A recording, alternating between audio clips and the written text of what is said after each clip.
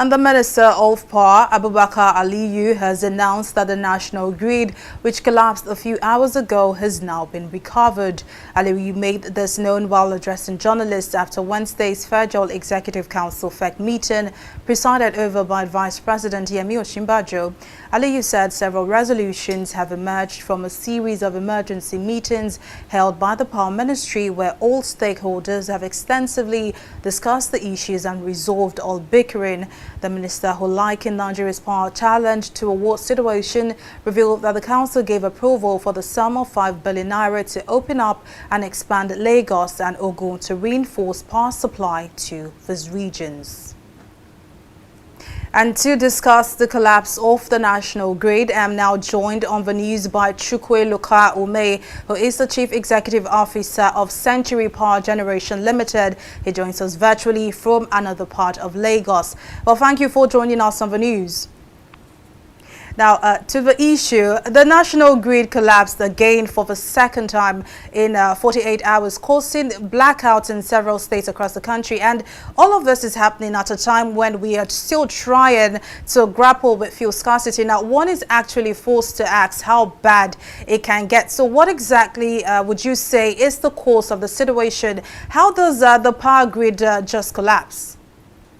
So, it depends on who you ask this question. If you ask TCN, Transmission Company of Nigeria, they'll point to the GENCOs. You ask the GENCOs, they might point to TCN or the DISCOs. So, it really depends on who you're talking to. But at the end of the day, what this points to is that we have a grid in Nigeria that is very unstable.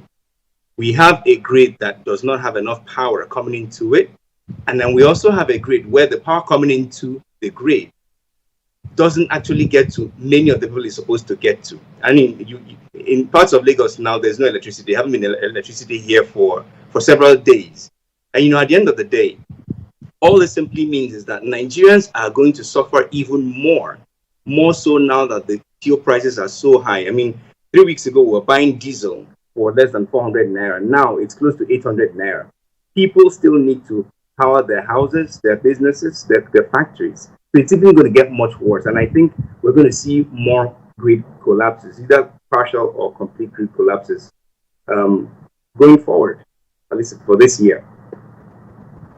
Almost a decade into privatization, and the power sector is not fully stabilized. Now, what is expected of us? Is it a regulatory thing? What exactly needs to be done? It's a little of everything.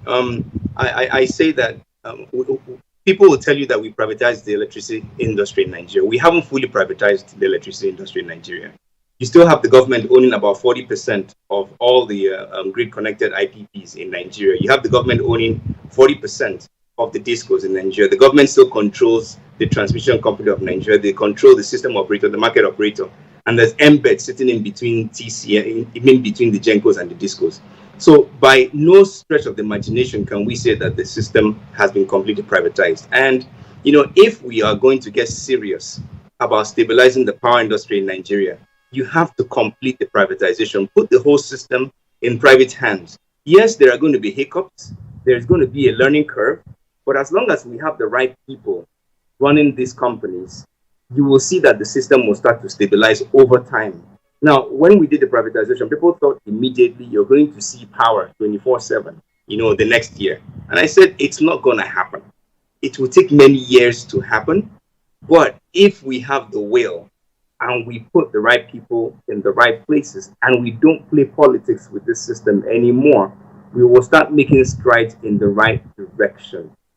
The entire value chain needs to be fixed, all the way from gas production to distribution. It has to be fixed.